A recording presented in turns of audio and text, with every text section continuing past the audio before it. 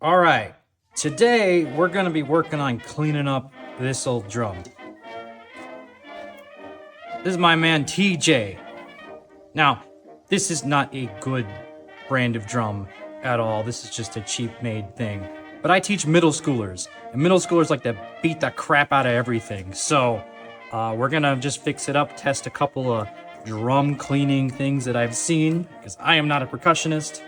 We're just gonna make it look a little nicer. That's about it. My guy needs a little bit of help here in the snare department. Hey, at least we got a muffler though. That's cool.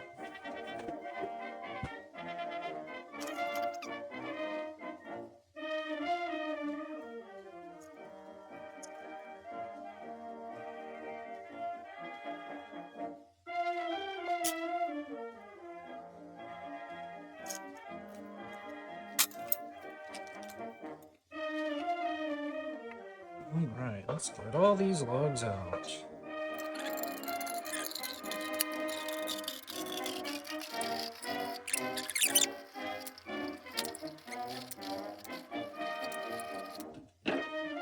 Right. Little dusty. Yeah, that head is not fantastic. The hoops look okay.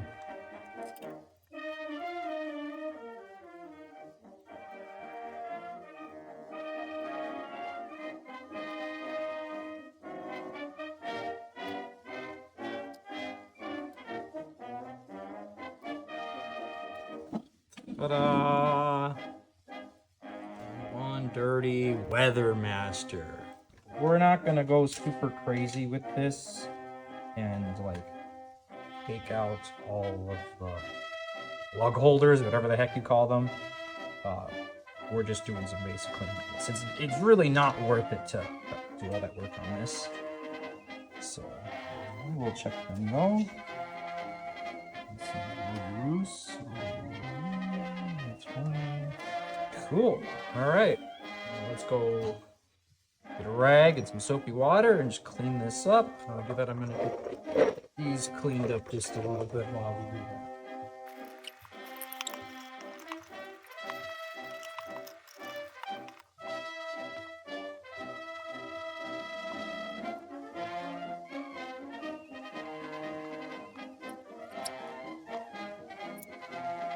Lots of dirt and grime coming off, but also some of the coating's coming off. But like I said, this thing's cheap. Okay, we're looking a little bit better now. Yeah, we have all this pitting and a little bit of rust development. So to polish it up, now I've read and seen in videos that people like to use WD-40 and aluminum foil and Brasso and either a rag, or to also use Quad Zero or 0000 steel wool, and it has to be that kind, otherwise you're going to scratch it up. So we're going to try some of that and see how it goes. My man Reynolds is going to help now too. In theory, let's see what it does just by itself.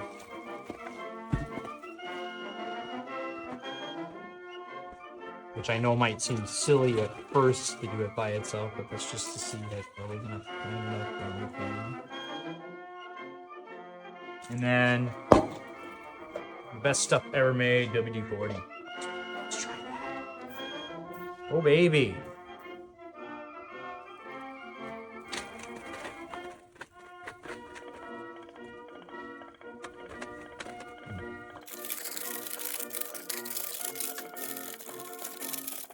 Honestly, that's not looking too bad, actually. I do it with the rag.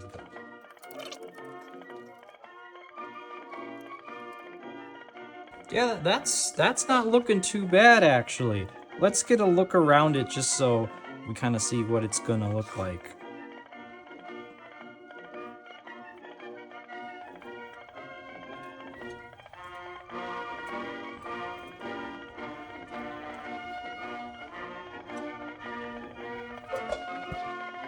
Yeah, that is making it look better. What if we look at some Brasso? And we're just kind of experimenting here. Oh, Oh, I've never spelled this stuff before. That's crazy. Yeah, it looks like that Brasso's doing pretty well at just making it shine. Look a lot better. Okay, yeah, that's looking a lot better. I think I kind of like the WD-40, so we're gonna do more of that.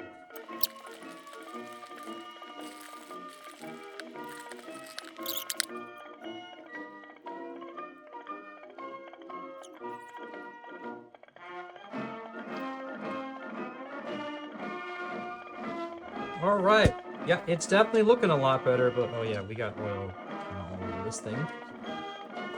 Let's just take a little bit of a look at the steel wool. Again, that's that double O super fine. Just got this from the hardware store. All right, let's just take a little area that looks a little rough. Let's give it just a little,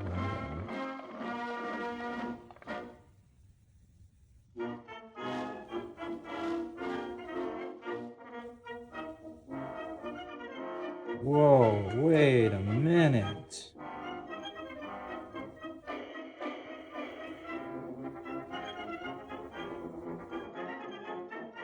Wait a minute. Oh wow, that's really cleaning this up and making that shine and kind of helping with some of this pitting here. Whoa. Obviously you can't get everything, but whoa, that's getting a lot. Look a little bit, you can see a little discoloration on the wool from where the rust was. So we are getting at some of it.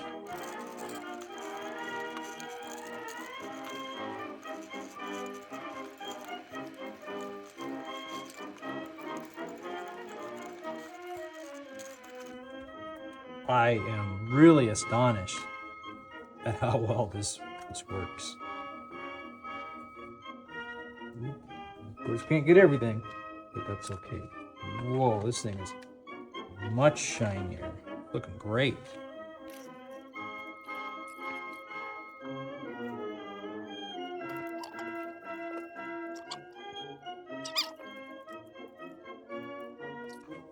Those rims.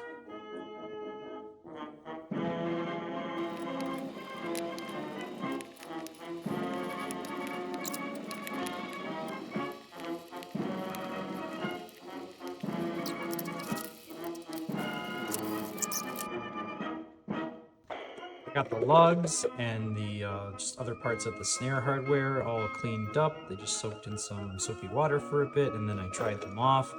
And you really got to make sure you dry them off, otherwise they will rust. Ask me how I know. Now you're supposed to lubricate the lugs with some white lithium grease. Now, I've always seen drummers use it with a little bit of with like a tube. But when I go to the hardware store and I asked for white lithium grease, they didn't give me a tube. They showed me this stuff, all right, in a can. And they have another brand that's just like this in a can. So instead of spraying that, because that's a little chaotic, take a little shot glass and spray it in there. This seems to work well for what I need it for, but it's also less viscous than the stuff that comes out of the tube. So I don't actually know if this is the right way to do it. Percussionists, you can all yell at me for this later. All right, let's get these heads back on.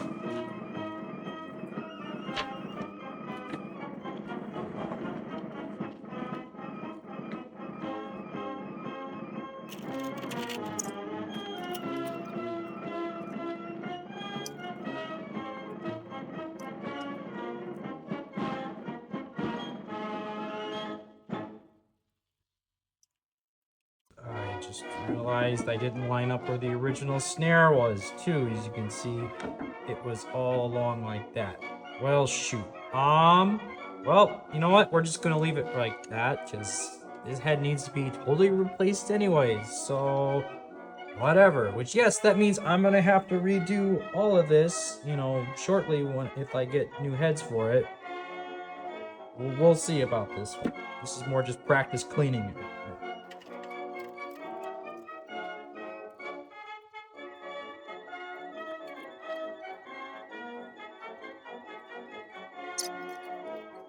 And we're just gonna put the original snare back on. I have a couple more of these, but I'd, again, rather save them for something else better. So yeah, this one's a little bent. Oh well. And think about this. Some people just gotta make do with what they have. Look at what we have.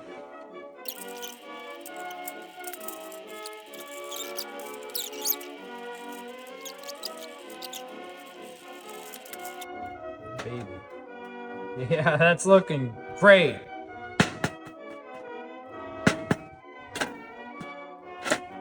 Real test, of course.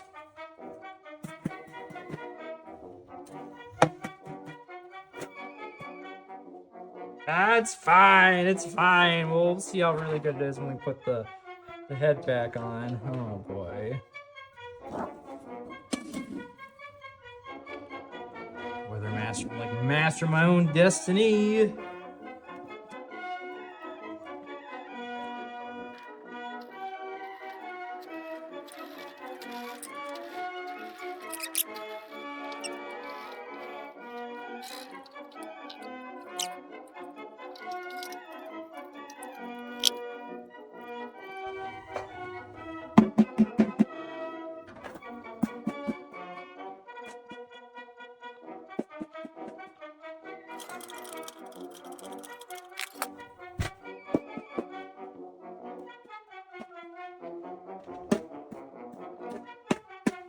I might have made that bottom side too tight. Anyways, let's go put it on a snare stand and see what it sounds like with some sticks.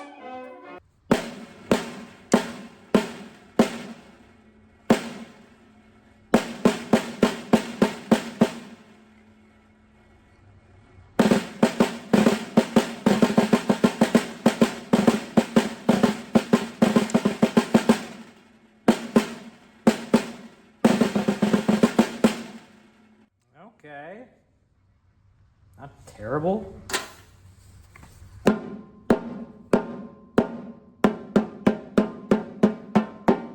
does feel a little choked, and I don't know if that has anything to do with using the dampener.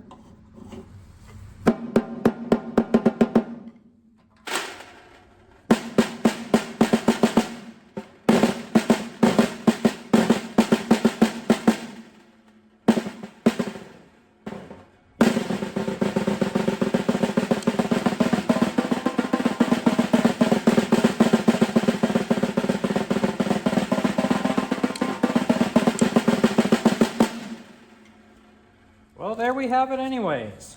All right. Thanks for watching.